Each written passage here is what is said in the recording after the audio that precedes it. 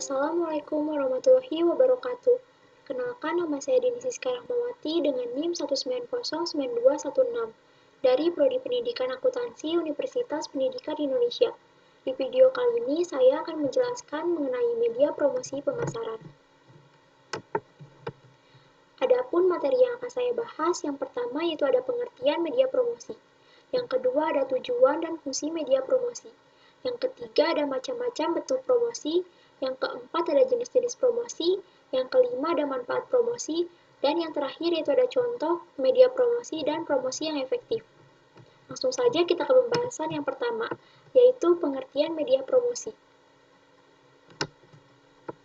Media promosi adalah cara yang dilakukan oleh pembisnis dalam menyampaikan, menyebarkan, dan menawarkan produk atau jasa yang dijualnya agar calon konsumen tertarik untuk membeli. Promosi menurut Ciptono adalah bentuk komunikasi pemasaran yang berusaha menyebarkan informasi, mempengaruhi atau membujuk, dan atau mengingatkan pasar sasaran atas perusahaan dan produknya, agar bersedia menerima, membeli, dan loyal pada produk yang ditawarkan perusahaan yang bersangkutan. Yang kedua ada tujuan dan fungsi media promosi. Tujuan media promosi diantaranya yaitu sebagai berikut.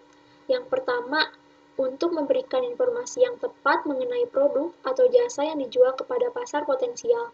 Yang kedua, untuk meningkatkan penjualan sehingga laba perusahaan dapat meningkat. Yang ketiga, mendapatkan konsumen baru dan membuatnya menjadi loyal terhadap produk atau jasa yang dijual. Yang keempat, membangun citra yang baik mengenai produk dan nama perusahaan di mata konsumen. Yang kelima, mengunggulkan produk sendiri sehingga bisa tetap bersaing di pasar dengan produk lain. Dan yang terakhir yaitu untuk menjaga kestabilan penjualan. Fungsi promosi untuk pemasaran dibagi menjadi 4. Yang pertama yaitu pengenalan. Maksud fungsi pengenalan di sini yaitu untuk mengenalkan produk atau jasa kepada calon konsumen, mulai dari harga, kegunaan, dan lain sebagainya. Yang kedua ada fungsi penawaran. Fungsi penawaran di sini yaitu untuk menawarkan produk atau jasa kepada calon konsumen agar calon konsumen tersebut tertarik dan membelinya. Yang ketiga yaitu penjagaan konsumen. Penjagaan konsumen di sini yaitu untuk menjaga konsumen agar tetap loyal terhadap produk yang dibelinya, sehingga dapat melakukan pembelian secara berkelanjutan. Dan yang terakhir yaitu ada fungsi perbaikan. Fungsi perbaikan di sini yaitu adalah fungsi perbaikan kesalahan yang dilakukan oleh perusahaan terhadap suatu produk. Misalnya, perusahaan mengeluarkan produk tetapi produk tersebut memiliki kesalahan. Maka dari itu, perusahaan harus memperbaiki produk tersebut dan melakukan promosi ulang serta menginformasikan kepada calon konsumen bahwa produk tersebut sudah diperbaiki. Yang ketiga ada macam-macam bentuk promosi. Yang pertama yaitu ada periklanan. Periklanan merupakan bentuk promosi dalam bentuk lisan ataupun penglihatan produk tertentu kepada konsumen dengan tujuan mendorong mereka untuk melakukan pembelian. Yang kedua yaitu ada penjualan pribadi atau personal selling. Personal selling ini adalah kegiatan mempromosikan suatu produk secara langsung atau tatap muka dengan cara mendatangi ke tempat konsumen oleh seorang wiraniaga. Yang ketiga yaitu ada publisitas atau publicity. Publisitas merupakan pemanfaatan nilai-nilai berita yang terkandung dalam suatu produk untuk membentuk citra produk yang bersangkutan. Yang keempat yaitu ada direct marketing. Direct marketing ini adalah sistem pemasaran yang bersifat interaktif yang memanfaatkan satu atau beberapa media iklan untuk menimbulkan respon yang terukur. Yang kelima yaitu ada public relation. Public relation ini merupakan upaya komunikasi menyeluruh dari suatu perusahaan untuk mempengaruhi persepsi, opini, keyakinan, dan sikap berbagai kelompok terhadap perusahaan tersebut. Dan yang terakhir yaitu ada promosi penjualan. Promosi penjualan merupakan bentuk persuasi langsung melalui penggunaan berbagai intensif yang dapat diukur untuk merangsang pembelian produk dengan segera dan atau meningkatkan jumlah barang yang dibeli pelanggan.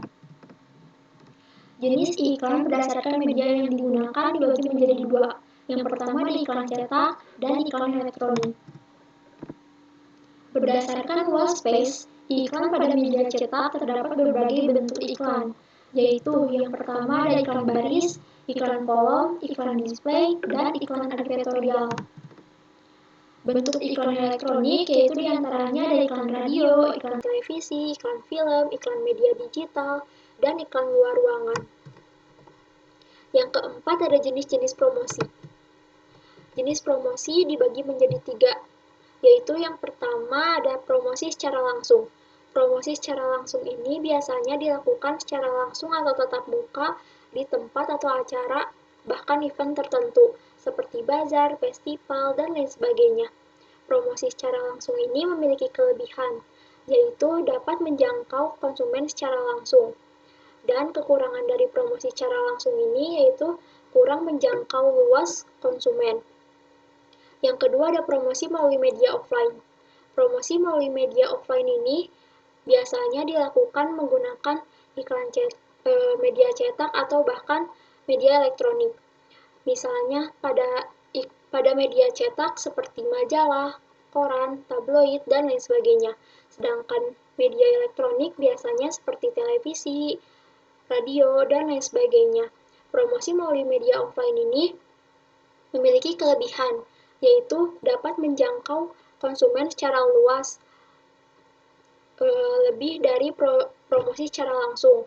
Sedangkan kekurangan dari promosi melalui media offline ini yaitu membutuhkan banyak biaya.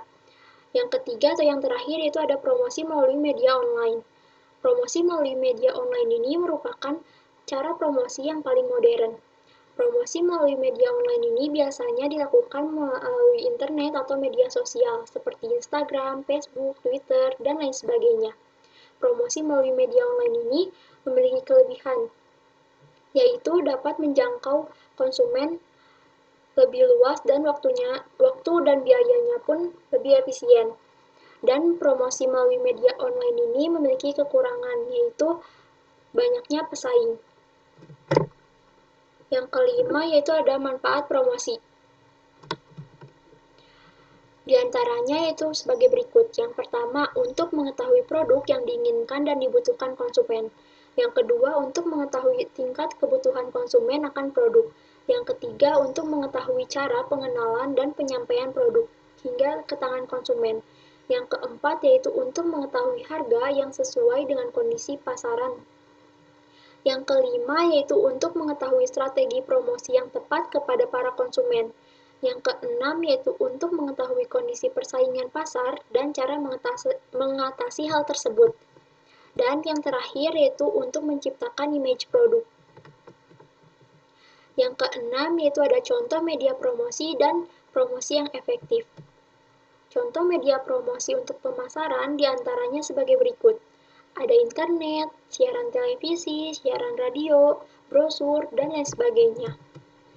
Dan promosi yang efektif biasanya dilakukan dengan cara memberikan diskon, memberikan hadiah, memberikan reward, memberikan cashback, atau bahkan menawarkan buy one get one free.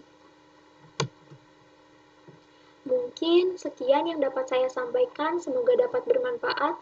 Terima kasih. Wassalamualaikum warahmatullahi wabarakatuh.